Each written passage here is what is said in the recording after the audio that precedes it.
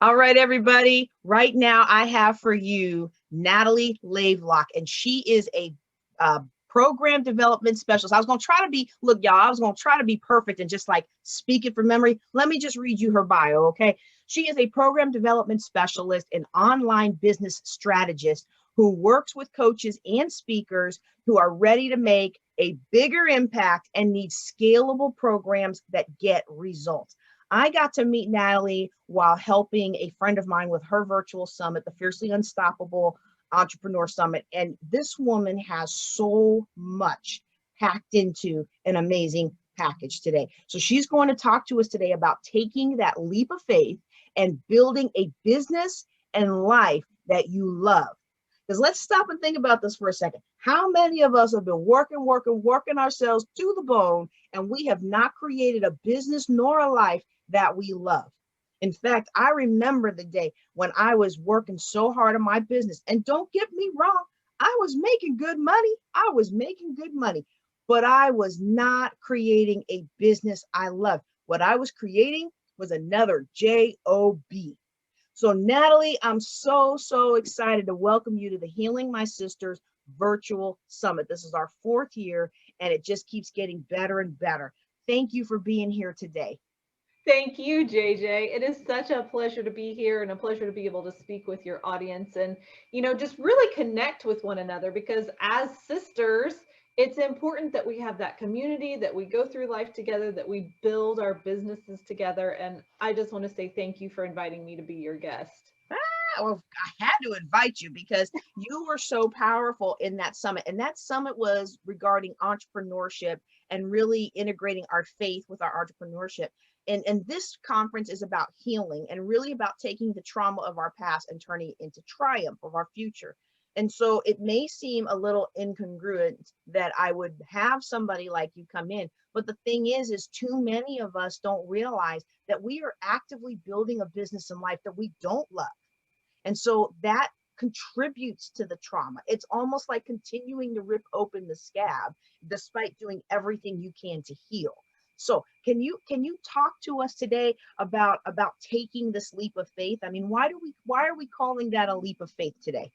It's called a leap of faith because basically it's counterculture, right? Whenever the Lord is calling us to do something greater, to go to that next level, it's going to require us to step out in faith to get there. And it's not going to be comfortable. It's not going to feel good. We're going to think, what on earth? Like, if you've ever read the book, Who Moved My Cheese? You're going to Mm-hmm, feel mm-hmm. like you're taking a step towards something and somebody keeps moving the cheese, right? But but the Lord's purpose for us is to grow in our faith, to grow in our relationships, to trust Him even more. And the way that we do that, if we get comfortable, if we just sit back and just enjoy and savor life, and there's never anything that challenges us, then we don't grow. We don't grow in our relationship with Him. We don't grow in our relationship to others. And we're here to provide meaning, to provide value, and to make this world a better place. Yes, we get to enjoy it along the way, but without the trials, without the tribulations, we would not be refined, right? We talk about going through the refiner's fire and becoming more and more pure, more and more like Jesus. Well, that doesn't happen if you don't go through the refiner's fire. So Yep, yep, yep. every time you're being challenged to step forward, every time something shakes your world up, it's the refiner trying to make you more and more beautiful. I love that. I love that. I love that. It's like that poem that says good timber doesn't grow in with ease. The stronger the storm, the stronger the trees. And that's the thing, that refiner's fire working in our lives. And the thing is that's not pleasant. And the thing is, for me, I just posted earlier about how I spent so much of my life resisting the Lord's efforts to really make me better because I would get offended at the person who was trying to help me, or the person that the Lord sent into my life to try to teach me something new. Because I kind of, when you get dumped on a lot in your life, you just get resisted, and you're like, I'm tired of people telling me that I'm not good enough. I'm just as good as you are. But what I had to realize is that the Lord has called me to a special purpose. And that means I got to rise above. and I got to allow that refiner's fire to do its work and get out all those impurities. Yes, yes. Well, and one of the things too is, it's not always about being good enough. It's about being uniquely you. And so Oh, sometimes those rubs come because we're trying to measure up to someone else's standard. We're trying to fill someone else's shoes when that's not what we're called to do. We're called to take the gifts, the talents, the skills, the abilities that the Lord has given us and use those to the best of our ability for the purposes that he's called us to. oh, wow, wow, wow. So this sounds like it's super, super important to build from a place of wholeness, not the hurts and not those rubs. Can you speak a little bit more to that? Sure. So just like what you were saying, when we get hurt, this is so cliche, but I'm going to say it anyways. You know that the little adage that says hurting people hurt people, Yep, right? yep. All of us hurt at some point. All of us hurt others at some point. But when we have those wounds and they're fresh, they're open, they're still draining. Sorry, I come from a background as a nurse, so sometimes I say things that are a little bit graphic, and then I go, oh, maybe I shouldn't have said that. But that's a good word picture because that's really what it's doing. It's festering, it's getting infected, it's draining, and we slap a quick measure on it, but we don't ever heal it. Yes, yes. And so while we still have that underneath that's seeping and brewing and whatever, we're really not in a place to be able to help other people because we've got to get ourselves healthy. We've got to get ourselves to a place of wholeness and wellness. And that's not saying that's less than, that's not saying, you can't help anybody. But with that thing that's deep inside of you that's causing you so much pain and turmoil, that's not the thing to try and help someone else with just yet. Once you've come to the place where you've healed that and it no longer seethes underneath of you and there's no longer that infection brewing and it's no longer, it's healed over, but it's healed over in a healthy way.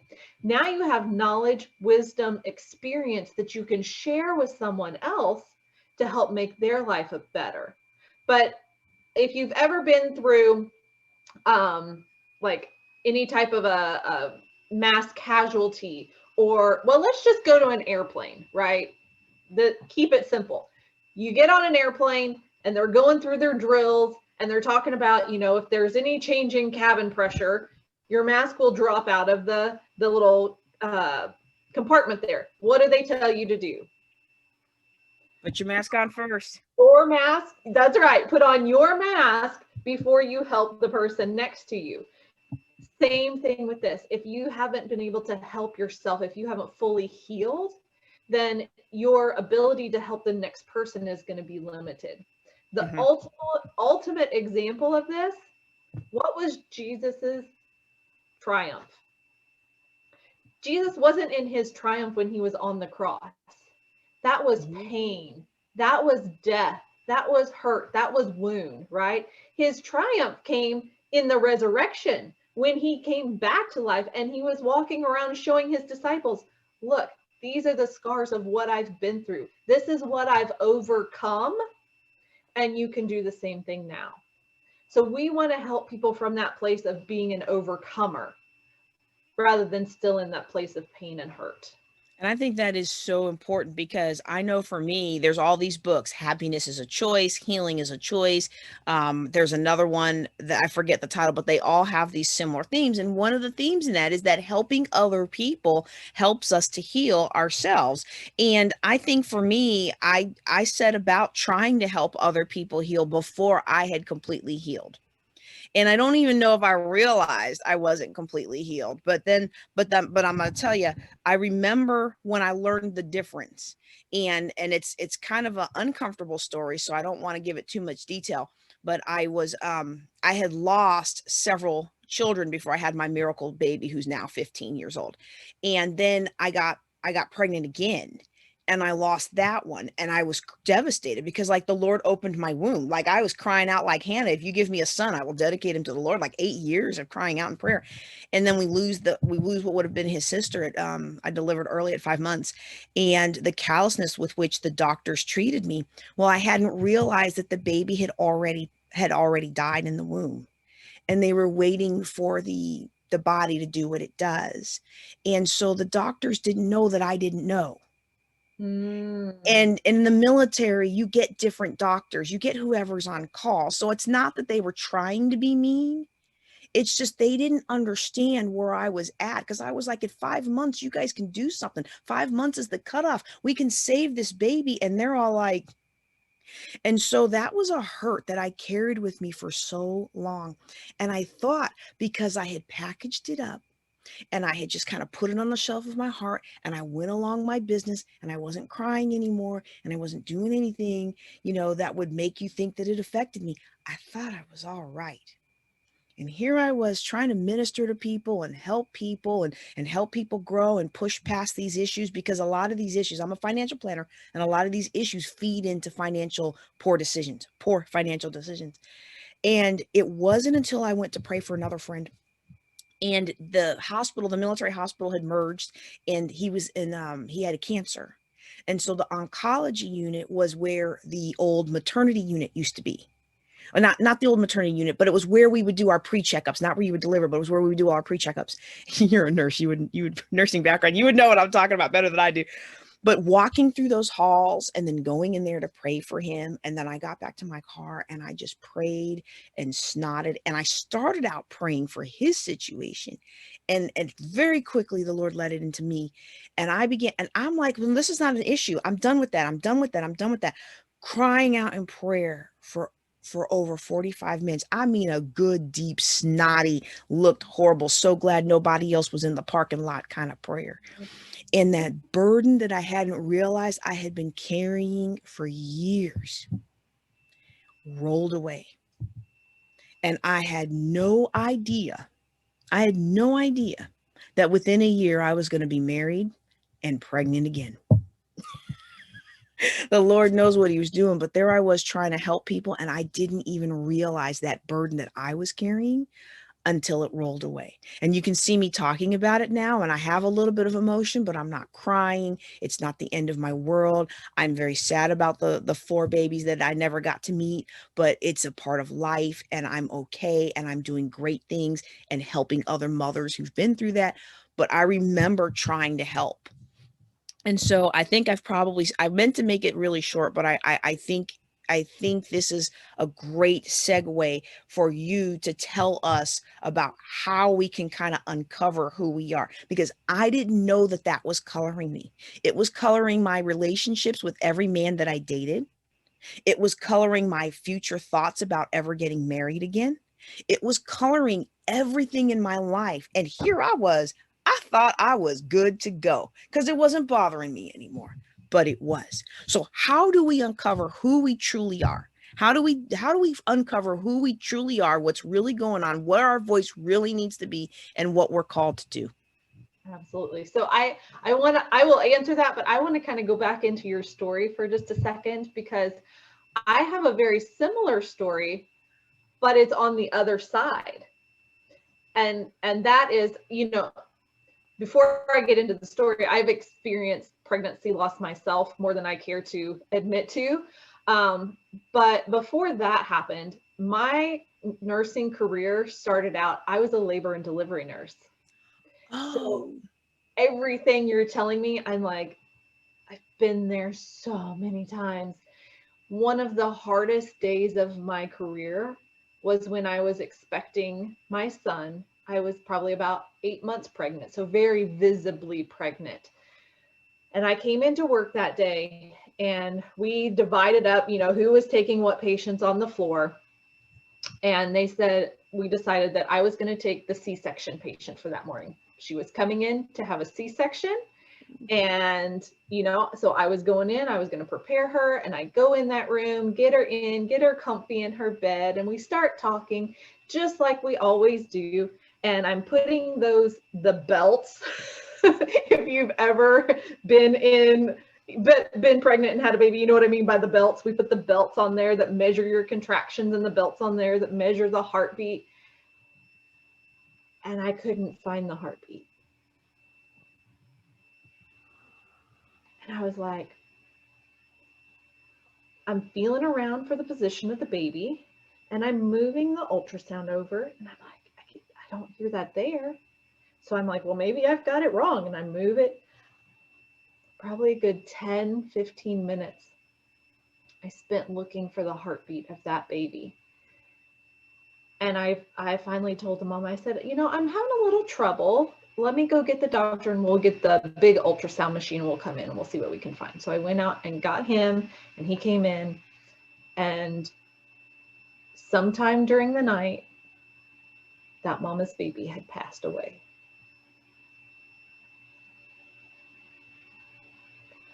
And I just remember being there and being like, could this get any worse? This mama is here on the day that's supposed to be one of the happiest days of her life, full with expectancy. She's supposed to meet her baby in the next half an hour.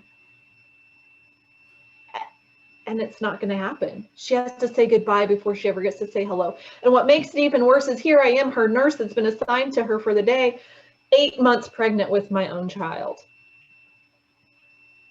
And I went in to her and I said, I was there with her. I held her hand. And at one point I said, look, I don't want to make this even worse. Would you like for me to bring you in another nurse so that you don't have to look at me all day while you're going through this and everything? And she says, no. She says, having you here actually helps me get through it. Wow. And so one of the things that I learned as a nurse from that is that we can also, because of our pain and hurt, we can pull back and we can start to shelter ourselves. Mm-hmm. Or we can step fully into it and begin that healing process. And for her, that was a moment of healing, even though she was going through extreme tragedy. Mm-hmm. I understand it a little bit now, having gone through it some, but I never had to do that at full term. I never had to experience that moments within of having my own child that I was supposed to be holding in my arms, but to lean in and to find healing in the people that were around is also one of our greatest comforts. Mm-hmm. Wow. So to move on to answering your question, like how do we know? I think the first step in that is to ask, to sit down and just not just one time, not just for 10 minutes, but to spend time with the Lord and actually saying, who is it that you're calling me to be? Mm-hmm. What is it you want me to do? And sometimes you'll get that clear answer, right? Many more times, the answer is believe, trust, take a step in faith. Because who we are begins to evolve over time. And as we believe that the Lord is leading us in the right way, He will begin to peel back the layers of that onion. Mm-hmm. And we'll get to understand more and more who we are, what He's calling us to do, and what we have to offer. But if we don't have that belief, if we don't take that action step, then the onion stays folded, right? Mm-hmm. Or you might get one layer. Just one layer. So we want to take that action step because He's going to reveal to us more about who He is and who we are and what He wants from us in life. And then also, I personally have a tendency to be very future oriented. And so I'm always looking at what's next. What's the next thing? How do we do this better? But taking that time to reflect, to say, okay, I took this step, and what does that mean? What did God show me? What did He reveal to me through that hurt, through that triumph, through that joy, whatever it is? Taking time to reflect on that will many times give us very, very detailed insights into the path that we're on and that we're to take next. Mm-hmm. And then I think ultimately, as you take those steps and as you see where he's leading you, remember to praise him for it. Because when you're in that season of, I know I'm on the right path and I'm doing the right thing and I'm doing the next best thing, sometimes we can forget to say thank you. Mm-hmm. Yep. I know I do. Like all the good that I did it myself, you know. All the bad times, oh Lord, I need you to carry me through. No, we have to give him praise and thanks. Yes. So that's what I would say. That's, how do you uncover who you are, and all of that is to ask, to believe, to take action, to reflect, and to praise. I love that. And that would help people who have my kind of personality that likes to do a lot of different things. It would help kind of prevent against that. Oh, I'm going to help children who've lost their unborn. I'm going to help this, and I'm going to help divorced women, and I'm going to help former pastors' wives, and like all the different traumas that I've been through. Like I've been on a crusade at one point in my life to try to help all those people. And every time it comes back to financial empowerment. And finally, finally I'm, in prayer, and the Spirit's like, look, you're okay at those things, but you're really good at helping women turn their lives around financially and understand money and build themselves a platform. And I'm like, okay. And it's like, I've called you to equip my people. Let somebody else do all these other things and focus on your strengths. So this has been. I love that, because let's think about that within the context of what you do too. You help people with financial strategy. What happens when you have overwhelming medical bills? What happens when you go through divorce and you may not only lose some of that financial support, but you may have extraordinary bills to pay on top of that. Like everything you just mentioned also has a financial impact. Really does. You can help all of those women, and the specialty within what you do it is through their finances. Yep. So, and that's a whole nother conversation, because but I'm going to throw the plug in, because you've kind of opened the door. If we will plan our money, and if we will be on top of our money, and if we will understand a little bit how money, we don't have to go to financial school, but if we will just understand the basics of how our money works and how people are making money off of us, especially as moms who love our kids. If we will take those steps now, it will be so much more fruitful later, and it de-stresses your life. And so I think that kind of leads into the next question that I have for you today, which is, what have you found to be essential in building a business that actually leads to true wealth, as opposed to a business that becomes another job, or a business that loses money all the time, which the IRS calls a hobby and not a business? Let's talk about that. Yes. So I think, you'll hear me say it over and over again, but the foundation of everything is going to be spending time in the Word and really listening and leaning into what you feel like the Holy Spirit is telling you, right? We have that guide within us. Sometimes we've done an excellent job of putting him in the closet and locking the doors. And so it's like, like, what? It's a very muted voice. But the more we sit, the more we listen, and the more we get into God's word, the clearer that voice will be, the louder the voice will be, and then he will begin to start leading. And even recently for myself, I would wake up in the morning, and I'm trying to remember. I wasn't planning on talking about this, so now I'm trying to remember the song. The song "Welcome Here." Holy Spirit, you are welcome here. Mm-hmm. That was like the first song that was on my mind. And it was for weeks, I'm not going to sing. Holy Spirit, you are welcome here. Mm-hmm. And then one day, I felt him say, Natalie, I know I'm welcome here, but are you allowing me to lead?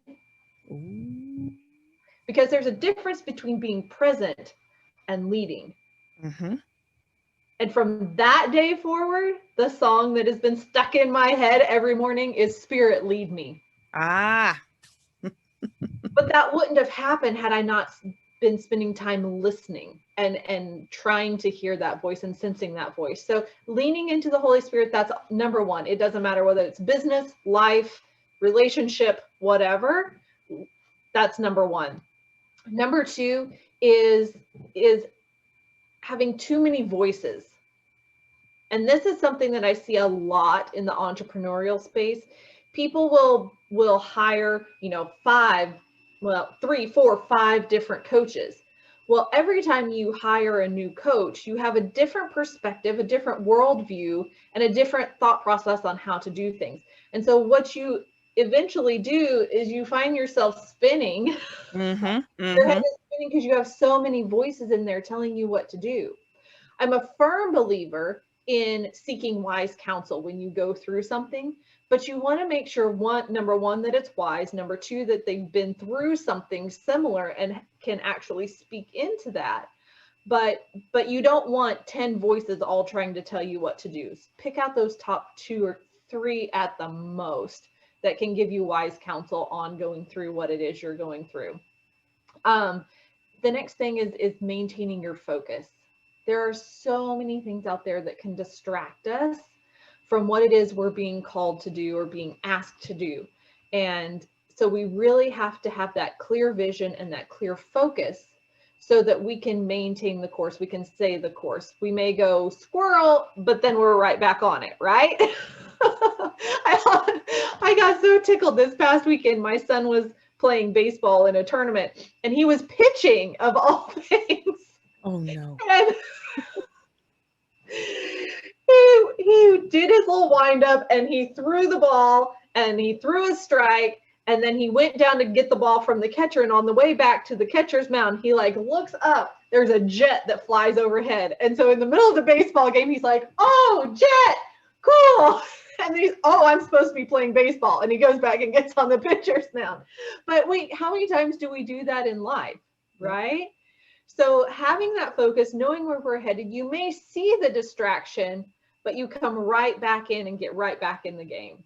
So, and then the last part of that, to building a business with true wealth, obviously we're serving others. It's about providing value for other people. And in that, JJ, right on target with what you do is that financial stewardship, because we have a tendency to, because there are so many fantastic marketers out there, everything sounds like it's the one thing we need right now. It's the one thing that's going to cause our big breakthrough, right?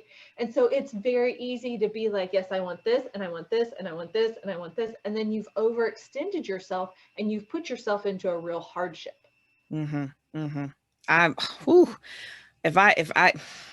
I have so many clients who are entrepreneurs that have fallen into that trap. And the worst part about it is for me, when I'm in these mastermind or other kind of entrepreneur groups, and we all go to the conference together and we start off and we're doing this thing, and then they come up with this platform you need to buy, and this.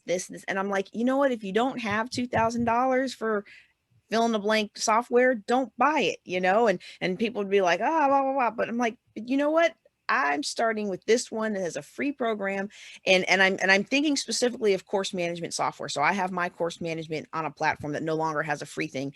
But at the time that we all started out, my group that I was in, they all spent all this money on one of the most top of the line platforms, and none of those people are in business with that platform today. And yet the platform I'm on, I was able to test it out, try it out, and then I was able to move forward and make money to afford the upgrades. And so we hamstring ourselves in business when we allow ourselves, going back to what you said earlier about feeling less than.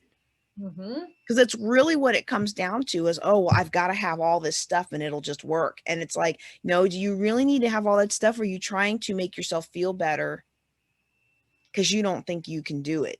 But you can do it. The Lord wouldn't have put it on your heart if he wasn't going to equip you and resource you to do it. And his word says not to borrow if you can help it. It says not to co-sign loans for people. It says all of these things that, some of them aren't sins so per se, but they're wisdom. And they Yeah. in the small business administration will tell you that most businesses fail after 5 years, and people think it's because there's not enough training or they don't have much influencers or enough reach. And I'm like, no, most of the businesses that are failing, it's because of debt Mhm. and poor financial management. But Mhm. let me tell you who's not failing right now in COVID. You know who's not failing in COVID?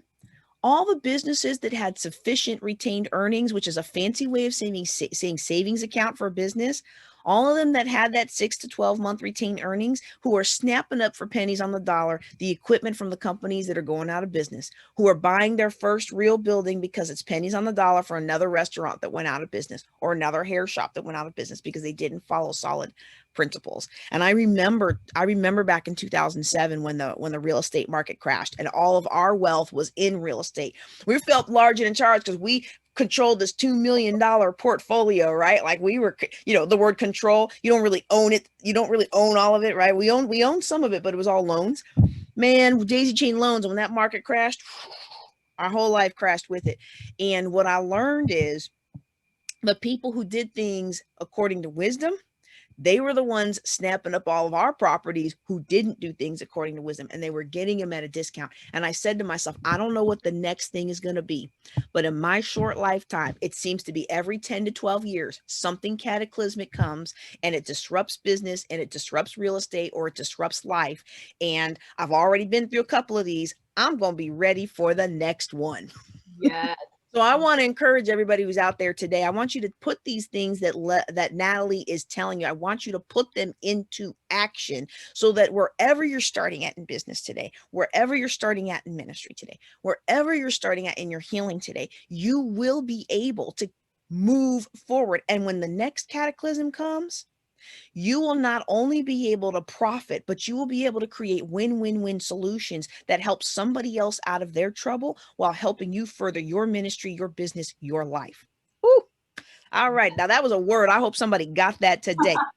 All right, Natalie, you have something for us today. And I love the title of this. I was like, breaking free from mediocrity. It's time for your big kaboom. All right, tell Boom. us, what have you got for us today? So the Big Kaboom is a 5-day online event that's going to give you the keys to abundance so that you can break out of mediocrity. So you can build both a business and a life that you love.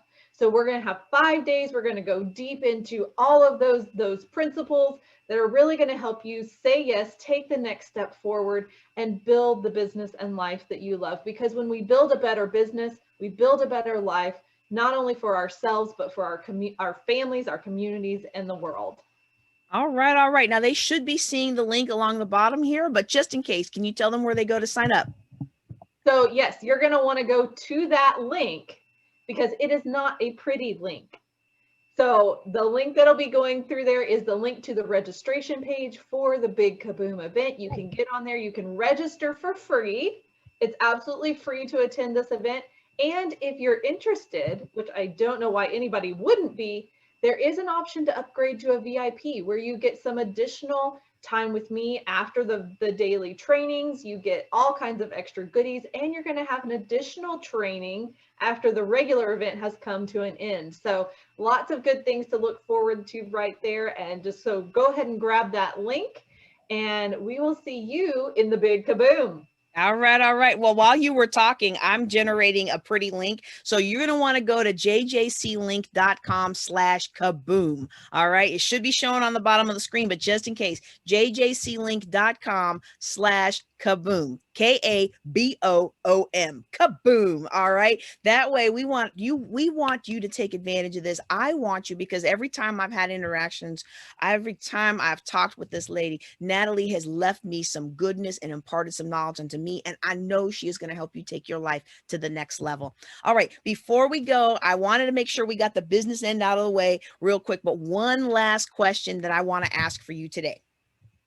What is one of your biggest pet peeves when it comes to the online business world? Oh, and we've touched on this a little bit. It's a little bit less of a pet peeve and more of just like a place of broken heart. And that is that there are so many people out there who their business could serve as a lifeline. to someone else in need, and yet they're getting pulled every which way. They're spending money every which way, and they're not making money for themselves. And it just breaks my heart, because those people need what you have to offer. And so when you know what to focus on, when you can it's time to break out of mediocrity. It's time to build the business and the life that you love, and stop having your chain yanked around by every little glittery object that exists out there. It's time for you to be an influencer and a difference maker. And all right. Go ahead, yep. go ahead. Oh, I was just going to say that is what breaks my heart every day, is when I see people struggling to build their businesses, because it doesn't have to be that big of a struggle. It does take work. It does take energy. It does take a heart of service, but it does not have to be a struggle. And so to come to a place where we have a solid, clear vision and mission, and we can start impacting others and building a life we love in the process, that is my heart. That is my heart. Oh, I love it. I love it. I love it. And I'll admit, I was in business for a very long time, and I just kind of felt like every time I would make a little something, I should be giving it back. I should be giving it back. And especially with my family history, like when I graduated from college and went off to become a lieutenant in the Air Force, I already made more money than my family ever had growing up. And so for me, I was always giving away this and giving away that, because I didn't need it. I wasn't used to it. And I felt like that's what the Lord was calling me to do. But when I look back on it, I realized that the Lord was trying to help me understand wise practices, because there's an exponential growth with money. And if you'll be wise and do what you're supposed to do in this little phase, then you'll get to a later phase. And it doesn't have to, like you said, it doesn't take very long, but you get to this phase where the money's growing exponentially, the business is growing exponentially, the impact is growing exponentially, and you can't help but help others and give. And then I also found that giving is not always the best way to help others. Learn that the hard way. There's lessons in wisdom around that as well. Yeah, because I mean, I remember when I was, fell into debt, college grad, think you rule the world, and everybody used to send you all those credit cards.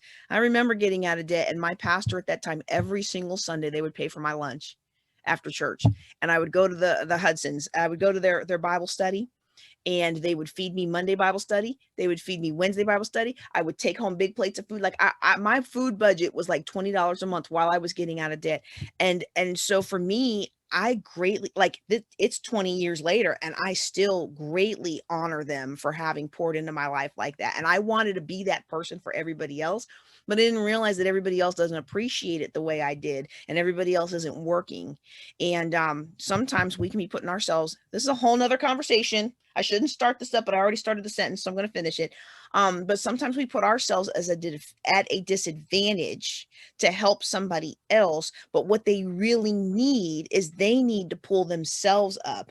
And it would have been better for us to hold on to our monetary or even our energy or time sometimes until they make that move.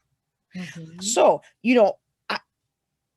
I think we're going to go a little bit. I know we talked about a lot of things, and we kind of prepped some things, but this is going to be a little bit off script. And I understand if it's a little, if we don't want to go there, but I just kind of wonder, can we talk a little bit about why it is that we are so willing to give to ourselves, even though it's really not helping the other person?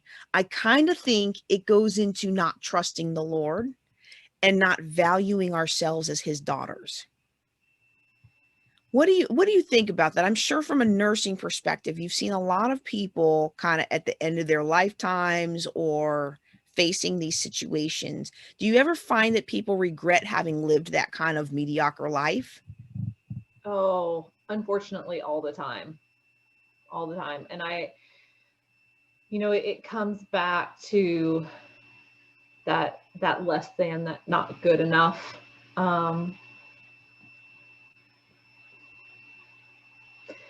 Part of the impetus of me building my business was because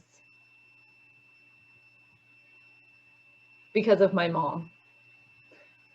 She is an incredible mother. She is always there. She taught me everything I know about being a woman, about being a mother. She continues to come in and nurture my children. And she's just, if you had a picture perfect image of what a mother would be, it would be my mother. The thing is, she gave up all of her dreams because she didn't know that she was good enough. She didn't feel that she could go for them. Wow. Her greatest dream was to be a park ranger, and she grew up in a time where that was not a job that women went for. That was not something that they were told they could go for. They weren't good enough to go for. And so she didn't feel like she was enough. She didn't feel like she could. And so she came back home, and the expectation was that she would help run her parents' business, which she did faithfully for 60 years. She ran that business. And she did phenomenal at that. She did phenomenal at raising us as a children. And yet I can also see that pain in her life, in her eye, that she never truly went for it, that she never really fully understood what she had to offer. Wow. And so part of the reason that I go for it is to honor her. And I see so many people that fear. Let me tell you, money is a problem that stops a lot of people in their tracks from going for what they believe they're being called to. And it is the dumbest reason in the world. It makes That's me the truth. so angry that money gets in the way of achieving what God has called us to do. And so I think my greatest opportunity, the most that I could say in this moment is, if you feel like God is calling you to do something, do it. It doesn't matter if there's money in the way. It doesn't matter if there's fear, if there's lack of belief, if there's whatever it is. Start taking the steps and watch God clear the brush out of the way one step ahead of you. Yes. Yes. He will do it. He will send the money. He will send the skills. He will send the people. He will open up the doors. Yes. He just wants to know if you're going to take that leap of faith. Yes. And that's the thing. He may not always do it before you take the leap. He wants to know that you will follow him no matter what. No matter what. Even if I fall, the safest place for me to fall is into the arms of my Creator. He's not going to let me get hurt. He's not going to let me go to destruction. Take the leap. And then when you are at that moment and you're looking back on your life, you can say, I lived it to the fullest. I lived it for the Lord, and I am ready to go home. Wow. That is just so powerful. And I know one thing that I'm striving to do is that when it's time to go, I will not have left anything on the table.